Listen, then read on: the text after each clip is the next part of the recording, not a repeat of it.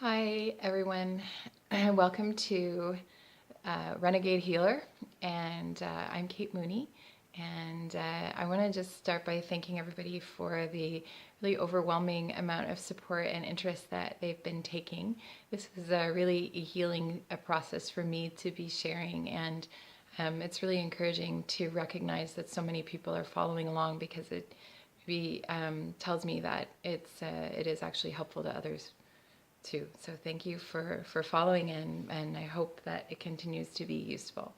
Today, I really wanted to talk about neurofatigue and just a little bit of what that really means. It's something I'm still learning about, and I'm not in any way an expert, but it's been a really important thing for me to learn because it helps me understand what's happening for me in my day-to-day. So neurofatigue, you have to kind of think different. I call it brain tired. So you have to kind of think about fatigue in maybe a different way than what we're used to, because usually when we say fatigue, we just think tired, like just, it's been a long day, my body's tired, my eyes are tired, I want to sleep, I'm fatigued. But really it runs deeper than that. When you think about your day and you think about all the things that we do in a day, most of us don't really analyze that and think about that in terms of demand on the brain. So when you're thinking about neurofatigue, you've got to kind of try to break down all of the things you do and all of the interactions that you have during the day, and recognize that every single aspect of that day puts a demand on your brain. So when you're thinking, creating information or drawing information forward, when you're trying to process new information, when you're watching screens and in processing and internalizing the screen, filtering the light, filtering any sound that comes, filtering sound in the environment around you as well as it's coming at you from any sort of media. Problem solving, multitasking, interpreting other people's behavior, listening to what other people have to say, and processing the content and then applying it and trying to determine its relevance to you or to the situation. Managing emotions, trying to navigate other people's emotions. These are all things that we all do on a regular basis that we don't even really put any thought into a lot of the time, but they put a demand on your brain. What that looks like for a healthy person is sometimes you don't even really notice. You've just had your day, you're done, that's it. Other days at the end of the day, maybe you're a little bit grumpy, maybe a little bit extra tired. Maybe you would even say, I'm feeling drained. If you kind of use the analogy of a battery, your battery is drained. Okay, so continuing on with that analogy of a battery, for a person who's recovering from a head injury, they start every day with a battery that's already kind of weakened. It's difficult to get your energy level back up, even with a significant amount of rest, because the brain is still trying to heal. So you sort of start to think about that person as they go out into each day, all of those standard demands that are placed on all of us, but they're facing those demands with maybe a disadvantage to start with. So all of the demands that I mentioned, all of those aspects of your day-to-day life become harder for the person who's recovering from a brain injury. And there's a few things going on. There's a few things. One, as I mentioned, is the energy level, the brain energy is just not there to start with.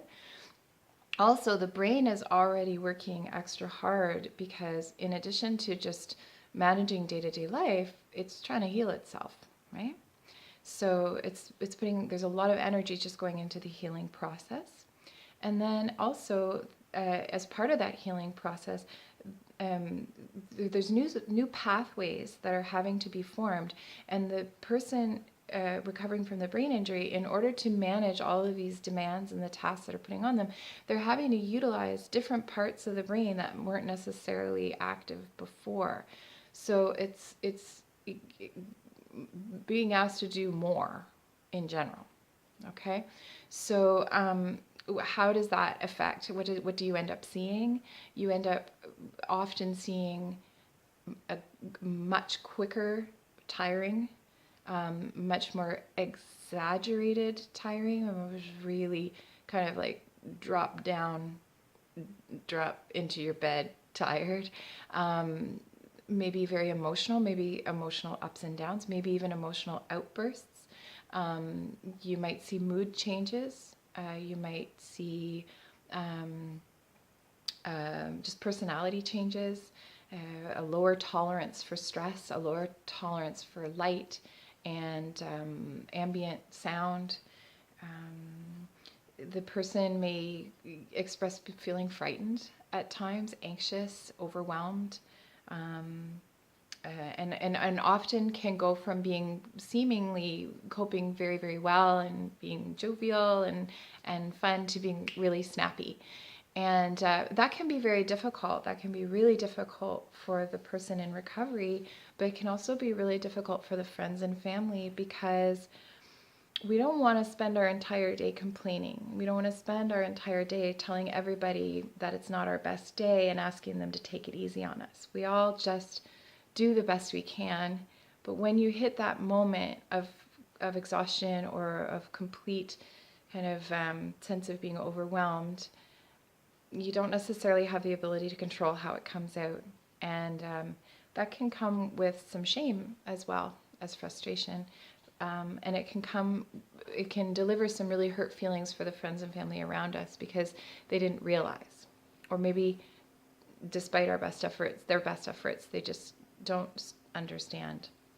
So I just wanted to offer that as a very, very brief kind of explanation of neurofatigue. And then I want to offer a few thoughts on, I guess, just coping and understanding your love, if you're supporting a loved one. So, of course, as you know already, I'm a stickler for routine. And that would be always the first thing I come to, is look at routine. Look at where you can reduce stress in your day, and following a routine in and of itself helps to reduce stress. When you set a routine, you also get an opportunity to think about consciously the pace that you follow, so that you can have a little bit of control over the demands that come your way. Certainly not complete control. None of us have complete control over the demands of our day, but when we set a routine, we have the ability to temper to some extent what we expose ourselves to. And the other piece, another piece I should say, is communicating with other people. We often fail at this miserably. we start to maybe gain some understanding of ourselves, but maybe we don't share with other people what we are noticing. We maybe wait too long before we tell people that we're starting to feel overwhelmed or anxious. And on the other hand, sometimes maybe loved ones could be more receptive to the messages that we're sending them. I often think about the example of parents who get angry at their children when they run out into the road. Loved ones sometimes react in that kind of that same way, where really they're not angry at all, they're scared, but it comes out as anger. And when our loved ones see us struggling, sometimes I think they're scared too, but instead of saying, I'm sorry, this is hard for me too, and just talking about it, they want to kind of deny the symptoms, and they get aggravated with us when we're taking too long to form a sentence, or we forget things, or we're saying, shh, I need you to be more quiet. So we need to communicate well, and our loved ones maybe need to try to also communicate their real feelings and be a good receiver of our messages. Do more of what is easier for you. So rather than feeling defeated and frustrated by the limitations that are around you, try to busy yourself with things that feel good and don't drain you. And then where things are challenging, ask for help. So maybe this might mean trading chores with a loved one in the house, or maybe this may mean developing some sort of a tag team process with a neighbor. You do more yard work and they help with some of your meal prep, or pick up some groceries for you from the grocery store and you rake the lawn for them. Just some examples, but you be creative so that you can still be active and still feel productive, and engage other people in helping you, but lessen the demand, lessen the exposure for yourself. Another piece of advice is don't make assumptions, either about yourself or about your loved one. Every day is different. So we need to not make assumptions that because yesterday was a good day, today will be a good day too. We need to really pay attention to ourselves and really be aware and understand what our symptoms, our warning signs, and our triggers are, so that each day is its own day. And going along with that, my last word of the day is don't poke the bruise. If you are starting to have symptoms, if you are starting to notice the warning signs, you need to stop what you're doing. If as a loved one you see your dear one who is continuing to push, even though you know they're rubbing their eyes, or they're looking fatigued, or they're starting to stammer, or whatever you start to realize those warning signs are, when you see them, it's time to take a break.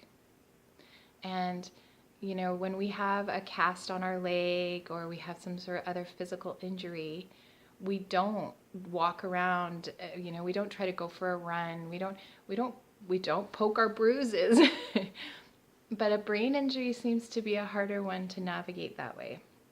And when we recognize those signs and symptoms, that's our brain cueing us, our body cueing us, it's enough. And when we continue, we're poking the injury, and that's going to prolong the recovery, and it's going to